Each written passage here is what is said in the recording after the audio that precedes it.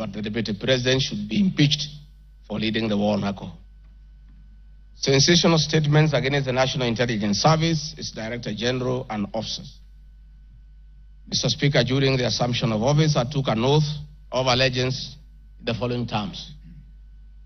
Oath or solemn affirmation of allegiance to the President, Deputy President. In full realization of the high calling, I assume as Deputy President of the Republic of Kenya, I do swear solemnly affirm that I will be faithful and bear true allegiance to the Republic of Kenya, that I obey, preserve, protect, and defend this Constitution of Kenya, as by law established, and all other laws of the Republic, that I will protect and uphold the sovereignty, integrity, and the dignity of the Kenyan people. So help me God. That is the oath that I took in Kasarani. Article 239, Article 3 of the Constitution provides that in performing their functions and accessing their powers, the national security organs and every member of the national security organ shall not act in a partisan manner, further in the interest of a political party or cause, or prejudice a political interest or political cause that is legitimate under this Constitution. Article 239, Sub-Article 5 of the Constitution provides the national security organs are subordinate to civilian authority. In relation to this allegation, I wish to state that the National Intelligence Service holds a very critical role in ensuring the safety and security of our country. They are responsible for gathering intelligence and share it with all our law enforcement agencies to ensure that the country is safe at all times. Consequently, when the country was caught flat-footed with regard to the scope and extent of the public's dissatisfaction with the Finance Bill 2024, which degenerated in a Gen Z protest, it pointed to the failure of the National Intelligence Service in carrying out its mandate.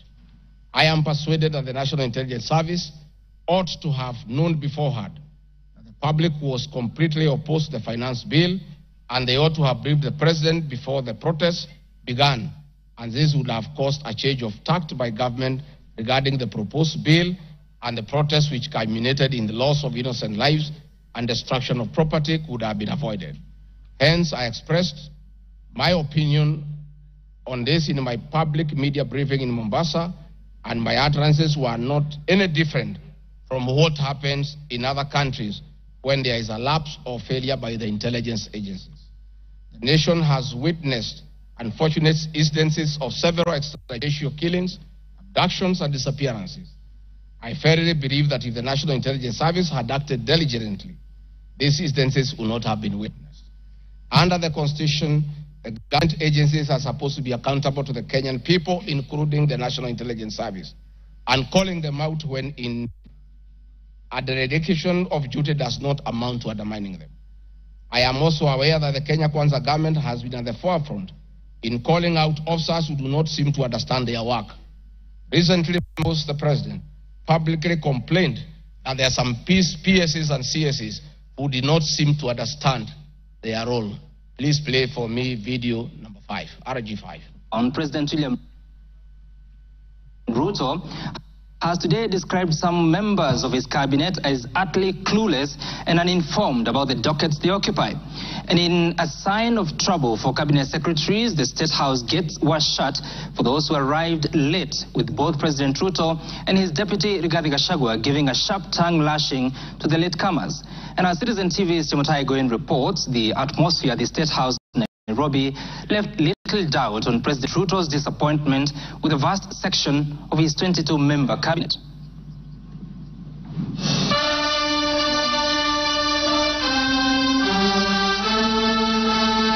A cold morning in Nairobi, but the seats on the State House grounds came ultra-heated, particularly for cabinet secretaries. The cabinet members came here to sign performance contracts, but the oral appraisal of the day spurred anything between trouble and outright doom. If you cannot keep time with your employer, you have basically dismissed yourself. I mean, it's just as simple as that. So, for those who came late, who are members of the executive, I will be expecting a written explanation, and it should not include matters of traffic. Punctuality was at issue, with some cabinet secretaries being locked out of State House for lateness. And from the podium, the president and his senior lieutenants were unforgiving. Niona watu wale wamechelewa, nikaona rais unaniona ninamjua. Nikaona uso yake nikajua hapa kimeumana. Sababu leo ni siku ya performance contract. Ile siku muhimu sana ya kuja kuweka. Na wewe umefika pale nakaa. Tayari amekaa na ndiye rais wa Jamhuri ya Kenya. Wewe umechelewa ukiwa kuona nani? Who else have you gone to see? One of the things we need to learn in our performance contract is to beat the traffic. For the 19 cabinet secretaries present, the atmosphere at State House progressed from bad to worse as President Ruto and his deputy Rigathi Gachagua issued a blistering assessment of the performance of the cabinet members. Many of you, the people I speak to, don't even know what is going on in your ministries or departments. You have very scanty information. The moment I know more than you in your ministry, then you must begin to understand that something is very wrong. How do you run a ministry or a department or a parastatal if you have information? That is the highest level of incompetence. Those of us who came with the president from the political space and who are his friends, and we assisted him to become president.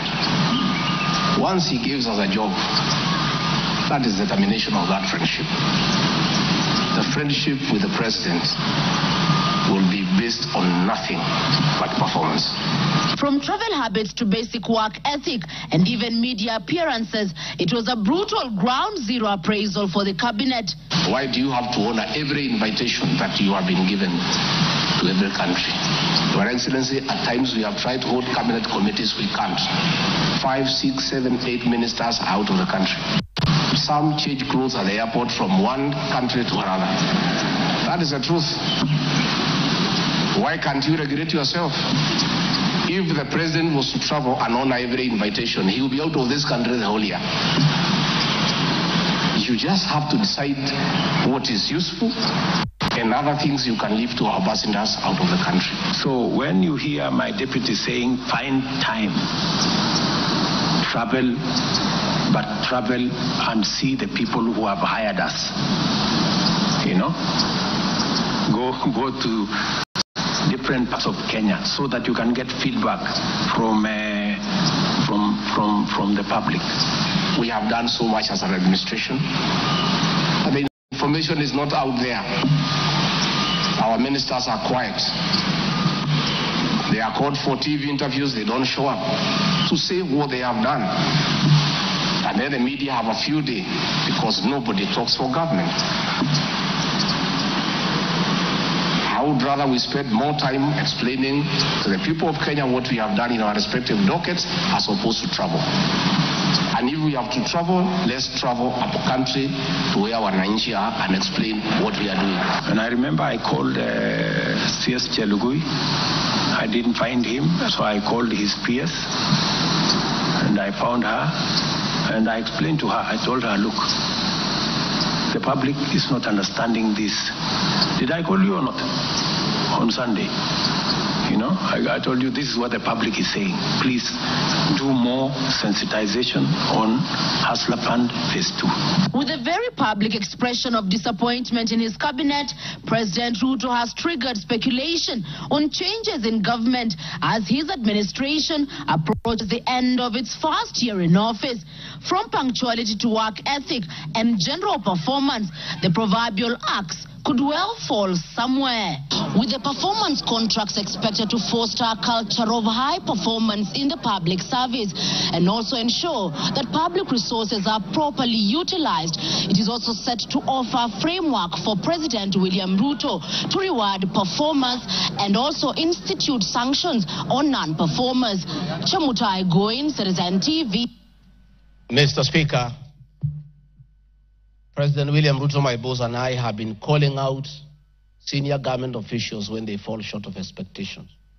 The Director General of the National Intelligence Service is no exception. He's not above the law. He's accountable to the people of Kenya for his performance. And I have had an argument that we should not call out those in the security sector. I would like you to play the next video. We have the most incompetent Inspector General of Police, I think, in the world. The most incompetent in the whole world. His incompetence may not necessarily play out when things are working, but when things get to a head and you need some decisions to be made, I can tell you for sure, the gentleman we have as an IG cannot make any decision. Nataka tumwambie ule mtu wa sinema mingi anaitwa nani ule mtu? Ule sijui anaitwa DCI, ule anaitwa nini? Ule mtu anaitwa Kinoti. Awache ujinga. Huyo bwana Kinoti awache ujinga. Sio kama tunaelewana. Huyo Kinoti hakuna kitu amefanya kwa hii Kenya ya kisiasa. Yeye ni mtu ya sinema. Anaendesha makesi kwa magazeti. Anatuandikia barua, sijui barua ya kilomita ngapi. Mr. Kinoti, please save your time. Stop writing to us long letters. Leave matters of elections to IEBC. You have no business in IEBC. You have failed as DCI. We don't want you to fail our elections. Tunaelewana? Huyo bwana Kinoti awache hiyo ujinga yake anaendesha pale, kwa sababu anatukasirisha. Huyo bwana Kinoti tunataka tumwambie awachane na watu wa IEBC wafanye hiyo uchaguzi. Alipatiwa kazi ya kufanya criminal investigation. He has never done anything. Ile kesi yote anafanya kesi kwa magazeti. Akiambiwa apeleke evidence kule kotini ameshindwa. So bwana Kinoti, wacha sinema. You have failed and wait for August so that you can... Honorable members, that was President William Ruto as Deputy President criticizing IG Mutiabai, DCI Kinoti. Regarding Gachagua has learned his job from his boss, that public officers must be called to order when they fell short of expectation. And I never saw anybody bring William Ruto here for impeachment or criticizing the IG or the DCI. This is a very unfair allegation. Mr. Speaker, it is also reported by media that the IMF has already warned about impending unrest during the people's dissatisfaction with the 2023 and 24 finance bill. Many of you will recall, Mr. Speaker, after the September 11th terrorist attack in the U.S., the U.S. intelligence agencies were massively criticized, and an inquiry was even opened to investigate why their intelligence agency was not able to detect and thwart the attack. All we are saying is that our National Intelligence Service is accountable to the people of Kenya for its performance. Mr. Speaker, conniving with cartels in the tea sector to block KTDA from implementing guaranteed minimum return, Mr. Speaker, I am here to see a shred of